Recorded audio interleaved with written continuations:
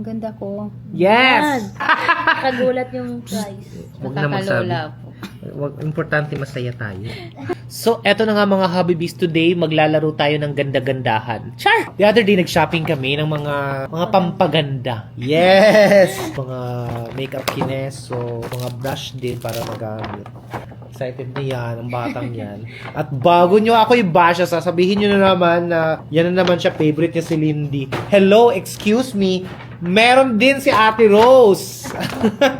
Mas madami nga kay Ate Rose eh. O meron din ikaw brush, Ate Rose. Kasi sabi ko sa kanila, importante na lagi tayong nagpapaganda. Kailangan na laging presentable, lalo na pag lumalabas. Pero you know what? Mga friends ko kasi na mga makeup artist, sabi nila, the best canvas for makeup is good skin. Pag tsaka talaga yung skin mo, kahit anong patong ng makeup, hindi siya ganun kaganda. So dapat take care muna natin yung skin bago mag-makeup. Actually, ang dami nagtatanong lagi na ano daw yung ginagamit ni Lindy, bakit siya pumuti. Pati yung kapatid mo, Lindsay, ba pumuti? Si Ate Rose actually, she's still morena, pero her skin is so much better compared to dati. At ako, every time may namimit ako in person, lagi nilang sinasabi, Habi David, ang kinis pala ng skin mo, ang ganda ng skin mo, anong sikreto para ganyan? Eto talaga yun.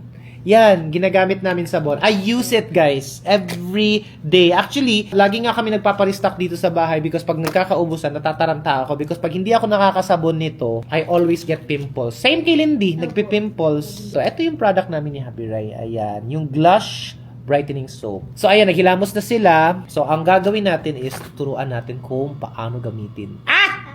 Ano yung mga binili ko sa'yo, Ate Rose? Parang mas marami ito sa akin, sir. Happy ka ba?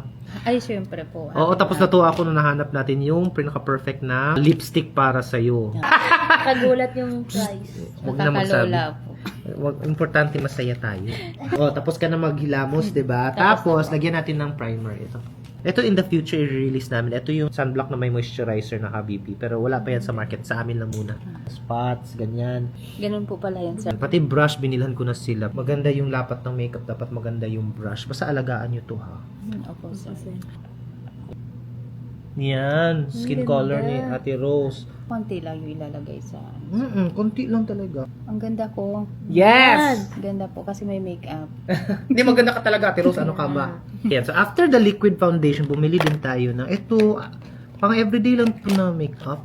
Ito yung powder, Ate Rose. Ganda.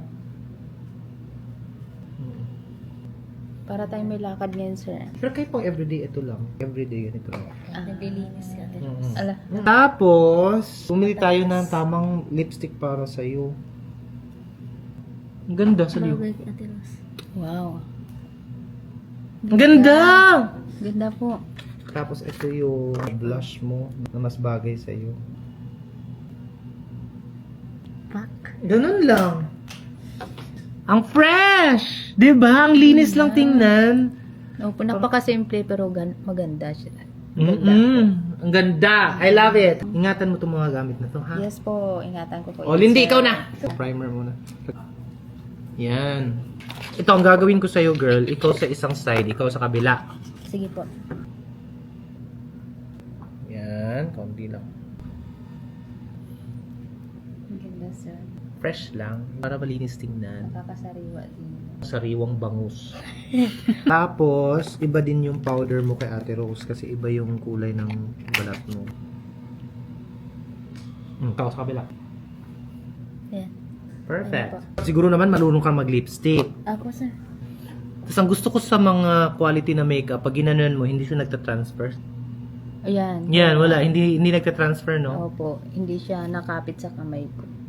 Tapos, hindi na kita binilhan ng blush on kasi maganda na yung nabili natin last time na blush on sa'yo. Diba? O, diba? Ang gaganda ng angels namin. Ganda. Thank you Ganda po, niyo din sir. po, sir.